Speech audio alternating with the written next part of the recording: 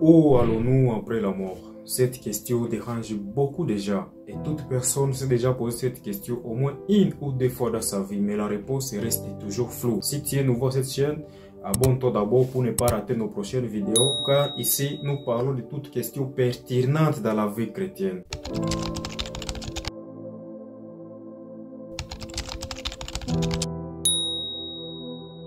Dans cette vie, chacun a déjà perdu un être cher. Ça fait tellement mal au cœur de voir une personne qu'on aime coucher dans un cercueil qui n'arrive plus à nous parler. Ça fait tellement mal, on se dit mais où est partie cette personne? On pleure, mais on ne sait pas réellement si cette personne nous écoute. Et on se pose plusieurs questions. On dit est-ce qu'on se reverra encore un autre jour? Est-ce que la personne nous voit? Il y a vraiment beaucoup de questions à ce sujet. Il y a ceux qui croient que la personne est perdue, on ne la reverra plus. Il y a aussi ceux qui croient que la personne vit sous une autre forme, un animal, soit un insecte. C'est pourquoi vous allez voir, il y a des personnes qui ont des totems. Alors, que nous dit la Bible à ce sujet? Quand Lazare, le frère de Marthe et Marie, était mort, Jésus-Christ est arrivé en ce lieu. Marthe s'approchant auprès de Jésus-Christ, il lui dit, Seigneur, si tu étais là, mon frère ne serait pas mort. Jésus lui dit, ton frère ressuscitera. Et Marthe dit, mais oui Seigneur, je sais, mon frère ressuscitera seulement les jours de la résurrection. Mais Jésus encore dit, je suis la vie et la résurrection. Celui qui croit en moi vivra même quand il sera mort. Un chrétien donc ne meurt jamais comme le Seigneur nous a promis la vie après la mort. Un chrétien ne meurt jamais. C'est sa chair corrompue du péché qui retourne à la poussière, mais l'esprit retourne au Créateur parce que Dieu est immortel et c'est l'esprit qui a été créé à l'image de Dieu. La Bible nous dit dans Deutéronome 30:19, j'ai mis devant toi la vie et la mort, la malédiction et la bénédiction. Choisis la vie. Et Jésus-Christ dit que c'est lui la vie. Et celui qui croit en lui ne mourra jamais, même s'il meurt. Qu'on ne vous trompe pas, qu'après la mort, on ne voit plus rien. Ou soit, après la mort, une personne vit sous une autre forme, un animal. Pose-toi juste la question. Si on te dit que non, quand on meurt, on part vivre sous une autre forme. Pourquoi aujourd'hui tu es encore une personne? Ou soit tu existais encore où avant de vivre aujourd'hui? Et la Bible nous dit qu'il est réservé aux hommes de mourir une seule fois. Après vient le jugement. Donc Dieu peut juger un animal. Vous prenez Dieu pour qui? Ça c'est l'insulte, non? Même votre justice des hommes ne le fait pas. Est-ce que vous avez déjà entendu dans le monde où on a jugé un chien? Où on a jugé une chèvre, on amène un chien à la justice que non, ce chien a mordu une personne. Vous avez déjà entendu parler de ça? Mais ça c'est se moquer de Dieu quand vous dites aux gens que non, quand une personne meurt, il part vivre sous une autre forme dans un animal.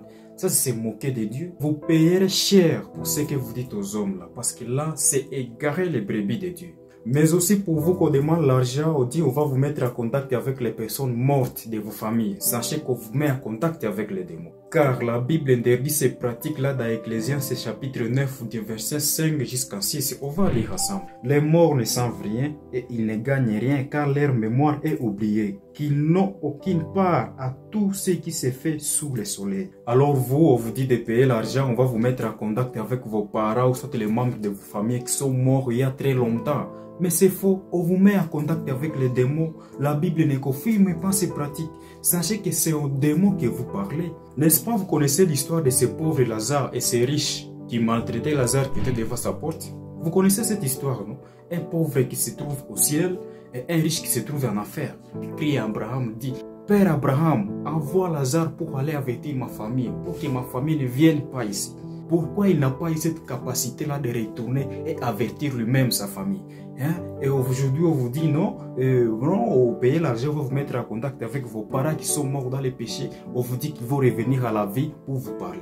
Mais c'est faux, on vous met en contact avec les démons. Si c'était le cas, alors pourquoi le riche là n'est pas allé lui-même avertir sa famille? Sachez que quand vous allez dans les petites maisonnettes là, c'est aux démons que vous parlez. Il n'y a pas une communication entre les morts et les vivants, mais il y a une vie après la mort, soit en enfer, soit au paradis. Si tu meurs sans Jésus, tu pars tout droit en enfer.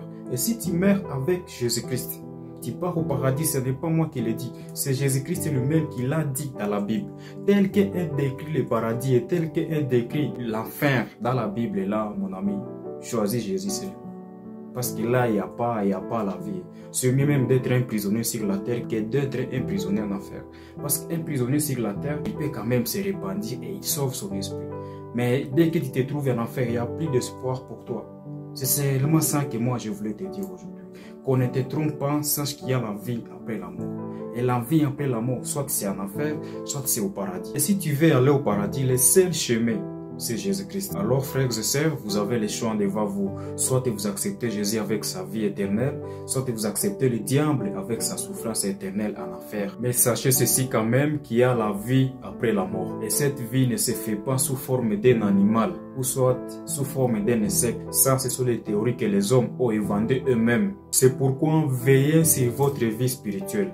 Donnez votre vie à Jésus-Christ. C'est lui seul qui peut vous sauver après la mort. Merci de nous avoir suivis jusqu'à la fin. Si vous êtes nouveau à cette chaîne, je tiens encore à vous rappeler qu'ici nous traitons quelques questions pertinentes dans la vie chrétienne. Abonnez-vous pour ne pas rater nos prochaines vidéos et laissez-nous vos avis dans les commentaires. Que Dieu vous bénisse.